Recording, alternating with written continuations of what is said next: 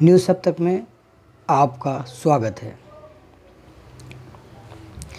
उत्तर प्रदेश के बरेली में station road पर बैंक ऑफ बड़ौदा के गार्ड ने एक ग्राहक को गोली मार दी।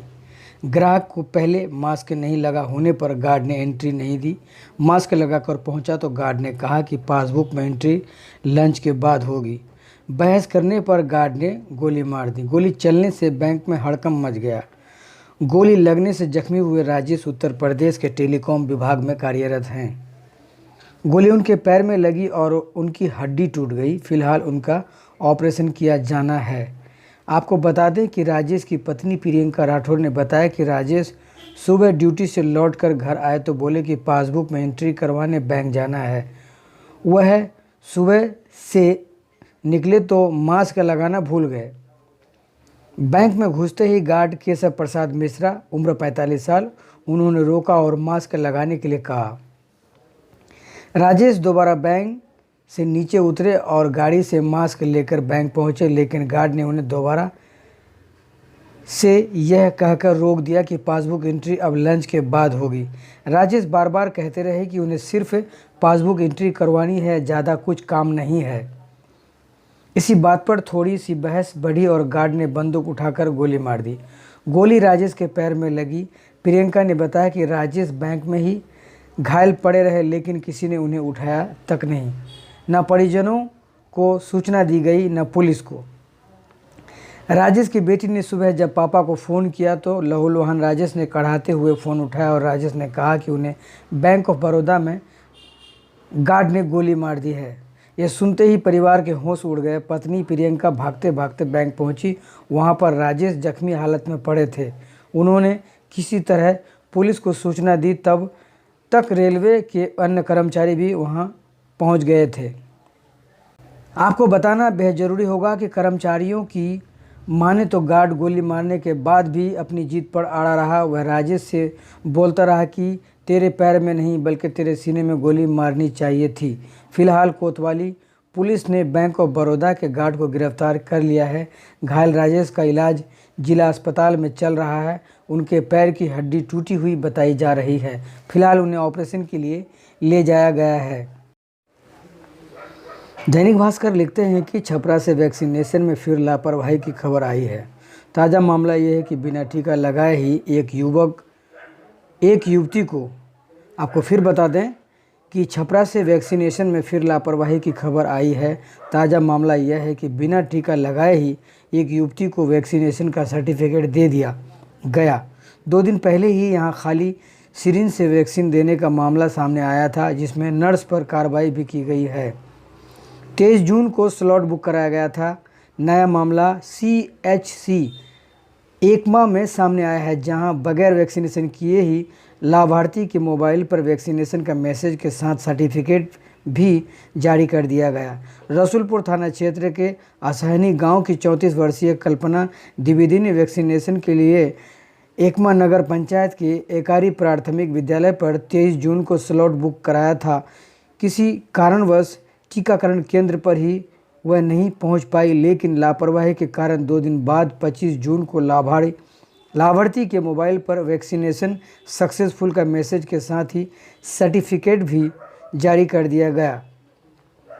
इस संबंध में CHC एकमा के चिकित्सा पदाधिकारी अमित कुमार तिवारी ने कहा कि इस तरह की घटना चिंतनीय है।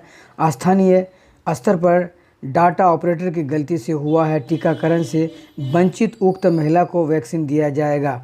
काम के प्रेशर से डाटा ऑपरेटर द्वारा मानवीय भूल हो गई है। आगे से ऐसी गलती न हो, इसका ध्यान रखा जाएगा। 21 जून को खाली सिरिंज घोंप दिया गया था। छपरा के वार्ड नंबर 1 के उर्दू माध्यमिक स्कूल ब्रह्मपुर इमामबाड़ा में बने टीकाकरण केंद्र में 21 जून को वैक्सीनेशन लेने गए अजहर हुसैन को ANM ने बिना वैक्सीन की खाली सिरिंज लगा दी। संयोग से उसका मित्र इस दौरान वीडियो बना रहा था, तब मामला पकड़ में आया। हालांकि भास्कर पर खबर चलने के बाद ANM को शोकॉज नोटिस जारी किया गया था। खास खबर यह है कि किसान आंदोलन के 7 महीने पूरे देश भर में राज्यपालों को सौंप रहे ज्ञापन, पंचकूला में निकाला मार्च, मचा हंगामा। 26 जून 2021 आज की खबर है। आपको बता दें कि चंडीगढ़ मोहाली सीमा पर बैरिकेड्स तोड़कर पंजाब के गवर्नर हाउस की ओर मार्च करने की कोशिश कर रहे किसानों को तितर-बितर करने के लिए पुलिस ने शनिवार को वाटर कैनन का इस्तेमाल किया। विरोध कर रहे किसानों में से एक वाटर कैनन वाहन के ऊपर चढ़ गया। अधिकारियों ने कहा कि किसानों द्वारा राज्यपाल के आवास की ओर मार्च करने और केंद्र के 3 नए कृषि कानूनों के खिलाफ अपने आंदोलन के 7 महीने पूरे होने के उपलक्ष्य में एक ज्ञापन सौंपने के लिए चंडीगढ़ में भारी पुलिस बल तैनात किया गया है। पंजाब राज भवन की ओर से बढ़ने से पहले पंजाब के कई हिस्सों से बड़ी संख्या में किसान मोहाली के अम्ब साहिब गुरुद्वारे में जमा हुए। इसी तरह से हरियाणा में राज्य के कई हिस्सों से किसान पंचकूला के नाडा साहिब गुरुद्वारे में एकत्र हुए और राजभवन की ओर चल पड़े। किसानों के विरोध मार्च को देखते हुए हरियाणा पुलिस ने चंडीगढ़ पंचकूला बॉर्डर पर सुरक्षा के इंतजाम किए। पंजाब में किसान मजदूर संघर्ष कमेटी ने कृषि कानूनों के खिलाफ अमृतसर में जिला प्रशासनिक परिसर के बाहर प्रदर्शन किया। किसान मजदूर संघर्ष कमेटी के महासचिव ने बताया कि हम आज पंजाब के जिला हेडक्वार्टरों में रोज मार्च करेंगे और राज्यपाल राष्ट्रपति के नाम का मात्र पत्र डीसी दफ्तर को देंगे। वहीं गाजीपुर बॉर्डर से भारतीय किसान यूनियन के राष्ट्रीय प्रवक्ता राजेश टिकैत ने कहा कि अगर हमारे लोगों को उप राज्यपाल से मिलने नहीं दिया गया तो हम दिल्ली कूच करेंगे। हम कैसे जाएंगे, इस पर हम अभी बैठक कर रहे हैं। हम उपराज्यपाल के पास जाएंगे। दिल्ली पुलिस ने किसानों के विरोध मार्च की आशंका के मद्देनज़र राष्ट्रीय राजधानी की सीमाओं पर सुरक्षा इंतजाम शनिवार को कड़े कर दिए। दिल्ली मेट्रो ने शनिवार को 4 घंटों के लिए येलो लाइन पर अपने 3 मुख्य स्टेशनों का बंद करने का फैसला किया है।